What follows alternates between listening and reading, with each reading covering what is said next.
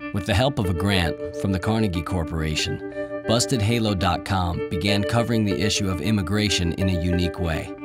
Instead of contributing to the glut of coverage about immigration, Busted Halo is featuring stories by immigrants themselves about the issue.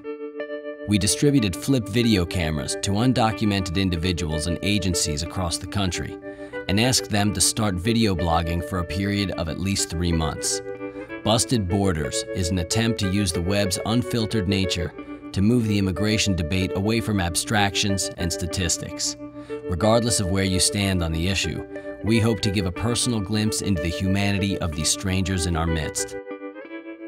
For reasons of safety, some of the participants have opted to keep their last names and locations secret.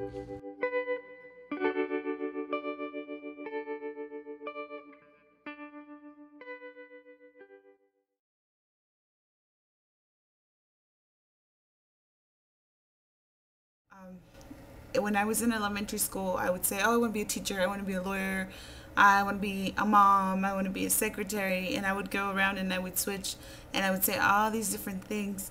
But there came a moment where I said, I want to be a lawyer, and I had a good solid reason and a good solid determinant for wanting to do that. And of course, being in the situation that I am now, with not knowing what's going to happen and not knowing if I'm even going to be here next year, is really difficult sometimes to concentrate and sometimes to focus or dream or hold on to the vision of the fact that I can still be a lawyer.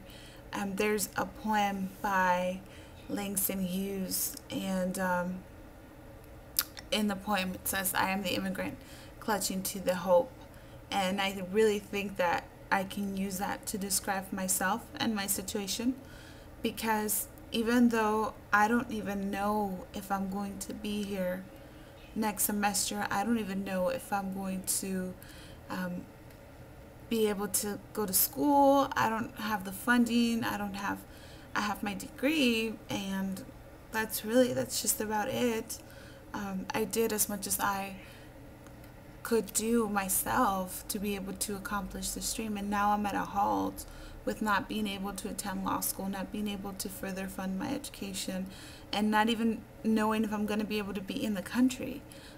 But instead of saying, that's it, there's nothing left, there's no more, I'm not even going to plan ahead, I've decided to take the approach of clinging to the hope that was described by Langston Hughes in that poem, meaning preparing like if I am going to be here next year, preparing like if I am going to be able to go to law school, preparing like if I am going to be able to fulfill my dream.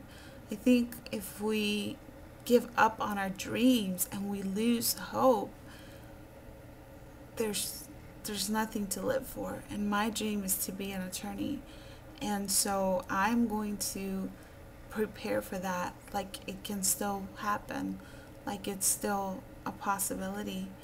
And I'm going to take my LSAT. I've been studying, and I'm going to do my best on it, and I'm going to believe and hope and continue to plan like if I am going to be here, and like if I am going to have the opportunity to fulfill my dream. And I want to show you these books because they were given to me by a person who is sort of in a similar situation, and she's really inspired me. They're LSAT prep books, and it just means so much to be able to see her little sticky notes and just little things that she's marked and her answers and stuff, because it just reminds me that I'm not the only one. I'm not the only one who is studying and preparing and hoping and dreaming, despite the fact that the situation may look like it's not going to work out. There are other people across the country who are in my situation and who are choosing to be immigrants clinging to hope. And that's what I want to be.